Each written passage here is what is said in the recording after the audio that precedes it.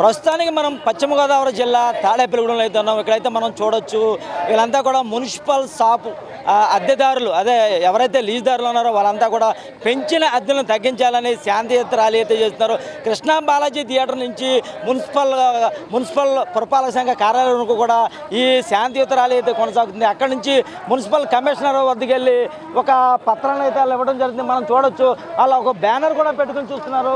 Municipal complex shop లీజుదారులు అద్దె సమస్యలు పరిష్కారం కొరకు శాంతియుత ర్యాలీ వారి ప్రధాన డిమాండ్లు కూడా దానిలో పొందుపరిచించారు. 1 మున్సిపల్ జీవో నెంబర్ 56 MA రద్దు చేయాలని కూడా వారైతే దీని మీద రాయడం జరిగింది. అలాగే ఏకపక్షంగా ఒక్కసారి పెంచిన మున్సిపల్ షాపుల అద్దెలను కూడా తక్షణమే తగ్గించాలని కూడా రెండోదైతే వాళ్ళైతే దాని మీద రాయడం జరిగింది. అలాగే పాత విధానంలోనే అద్దెలు కట్టించుకోవాలని కూడా వారంతా కూడా ఎవరైతే మున్సిపల్ కాంప్లెక్స్ షాపులు లీజుదారులు ఎవరన్నారో వారందరూ కూడా శాంతియుతంగా కృష్ణా బాలాజీ నుంచి మున్సిపల్ కాంప్లెక్స్ వరకు వెళ్ళి అక్కడ మున్సిపల్ కమిషనర్కి అయితే ఇవ్వడం జరుగుతుంది. అయితే మనం విజువల్స్లో చూసాం. తర్వాత వారు అసలు ఏం మాట్లాడుతున్నారో వారి డిమాండ్లు ఏంటి తెలుసుకునే ప్రయత్నం అయితే మనం చేద్దాం. కాంప్లెక్స్, ఈలాంజనేయుల కాంప్లెక్స్ మరియు ప్రకాశం మున్సిపల్ కాంప్లెక్స్ వారి అందరి షాపుల అద్దెలు ఒక్కసారిగా అకస్మాత్తుగా మాకు కనీసం నోటీసులు కూడా ఇవ్వకుండా అద్దెలన్నీ పెంచి ఒకసారి అద్దెలు కడితే మీకు షాపులు ఉంటాయి, లేకపోతే షాపులకు తాళాలు వేస్తామని కూడా చెప్తున్నారు. దానికోసం మేమందరం కూడా శాంతియుతంగా అందరం కలిపి ర్యాలీ చేస్తున్నాం.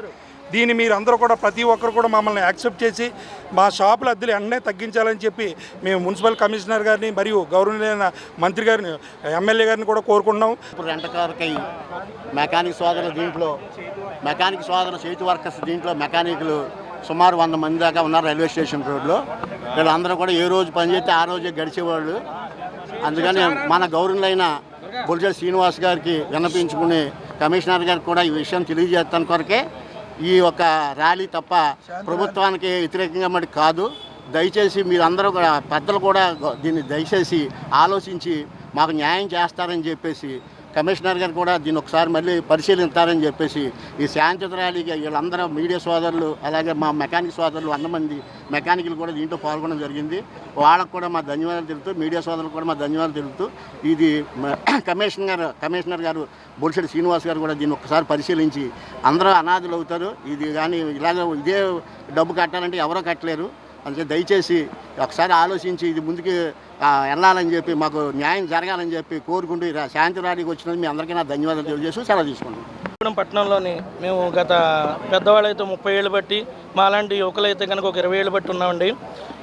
2000-1500 ఉన్న అధికారి నుంచి జీవో నెంబర్ 56 అని తీసుకొచ్చి మాకు తెలియకుండానే 2 సంవత్సరాలన్నరకి 3 సంవత్సరాలకి ఆన్లైన్లో రెవెన్యూలు అయిపోయేలాగా చేశారు. దానివలన అద్దె క్రమేణా బాగా పెరిగిపోయి ఇప్పుడు సడన్గా నోటీసులు ఇచ్చి ప్రతి ఒక్కరిని కూడా పెంచిన అద్దెలని కట్టమంటున్నారు. అంటే బయట లెక్క ఎలా ఉన్నా సరే తాడేపల్లిగూడెంలో రెండింటికి మంచి ఇదండి. అంటే ఒకటి కూరగాయల మార్కెట్, రెండేమో తాడేపల్లిగూడెం మోటార్ ఫీల్డ్కి అందరికీ తెలిసిన విషయం. కానీ ఏంటంటే ఈరోజు మోటార్ ఫీల్డ్ వ్యవస్థ మొత్తం కుంగిపడింది. ఎందుకు గురించి అంటే BS6 వాహనాలు వచ్చి చేతి పనులు చేసుకున్నాం, చేతి పనులు లేవు. అది ఉన్న అద్దెలు కూడా చిన్న చిన్న కొట్లు, మాకు పార్కింగ్ సదుపాయం లేకపోయినా సరే అలా కష్ట నష్టాలు పడి కారణం ఏం చేసినా సరే మేము ఒకటే బతుకు చూడడానికి బండి లాగేస్తున్నాం. యాక్చువల్గా సెల్ఫ్ ఎంప్లాయ్మెంట్ కూడా మా దగ్గర చేసిన కుర్రోళ్ళు కూడా బయట పల్లెటూరులో చాలామంది పెట్టుకున్నారు. అందు గురించి అండి నేను కోరుకునేది ఏంటంటే చిన్న షాపులు అందు గురించి అండి అద్దెలు భారీగా పెంచి కట్టేయాలంటే ఎవరి వలన అవ్వదు. కరోనా టైంలో కూడా కడుపు కట్టుకొని మేము అందరం బాగా కట్టాం. దాని గురించి ఏంటంటే ప్రతి ఒక్కరు కూడా పెద్దలు మన శ్రీ బొలిశెట్టి శ్రీనివాసరావు గారు కానీ, మన కమిషనర్ గారు కానీ, పులవల బాబ్జీ గారు కానీ ప్రతి ఒక్కరూ కూడా మన బీజేపీ నాయకులు కానీ ప్రతి ఒక్కరు కూడా ఇది ఒకరి సొంత సమస్య కింద భావించి కార్మికులు అంటే ప్రతి ఒక్కరు కూడా చేతి పని కింద చూడొద్దు. మెకానికల్ అంటే అందరూ ఆయిల్ రాసుకొని కులవృత్తి కింద చూడండి.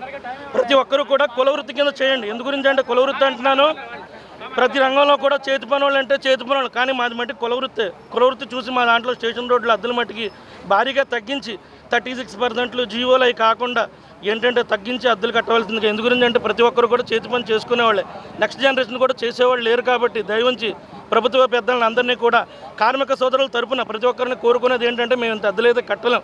షాపులు తాళాలేసి ఇంకేంటంటే మూకడమ్మగా ఆత్మహత్య చేసుకుంటానికైనా కానీ రెడీగా కానీ ఇంత అద్దెలు మేము మట్టికి కట్టలేమండి. జీవోలు పెట్టి 3 నెలలకి 2 సంవత్సరాలకి ఇష్టం వచ్చినట్టు పెండితే మా వల్ల అవ్వదు, చేతి పని వాళ్ళం. కాబట్టి ప్రతి ఒక్కరు కూడా పెద్దలు కూడా అందరూ కూడా దయచేసి సహకరించి పెద్దలు శ్రీ బొలిశెట్టి శ్రీనివాసరావు గారు మన ఎమ్మెల్యే గారు కానీ ప్రతి ఒక్కరూ కూడా మేమందరం కూడా తాడేపల్లిగూడెం యావత్ మొత్తం అందరం కూడా కోరుకునేది ప్రతి ఒక్కరికి ధన్యవాదాలు. అద్దెలు తగ్గించాలని కోరుకుంటున్నాం. సకాలంలో అద్దెలు చెల్లించుకుంటూ మున్సిపాలిటీ వాళ్ళ జీవో ప్రకారం వారి యొక్క జీవోకు అనుకూలంగా మేము చేతి వృత్తులు నిర్వర్తించుకుంటూ మా కుటుంబ పోషవర్గాలు కొనసాగించుకుంటున్నాము. కానీ కరోనా వచ్చిన దగ్గర నుంచి మా వ్యాపారాలు బాగా కుంటుపడిపోయినవి. ఆ కుంటుపడిపోయిన వ్యాపారాల మీద గోరు చుట్టు మీద రోకలు పొట్టులాగా మున్సిపాలిటీ వారు మాకు అకారణంగా అద్దెలు ఎటువంటి నోటీసులు జారీ చేయకుండా వారు మా యొక్క కుటుంబ పోషవర్గం మీద బాగా ఇబ్బంది పెట్టుతున్నారు. కావున దయవుంచి కూటమి ప్రభుత్వం యొక్క నాయకులందరూ కూడా మా యొక్క ప్రభుత్వం వారి తరఫున మా యొక్క అద్దెలు తగ్గించడానికి మీరు సహాయ సహకారాలు ఇవ్వాల్సిందిగా కోరి ప్రార్థించుతున్నాము.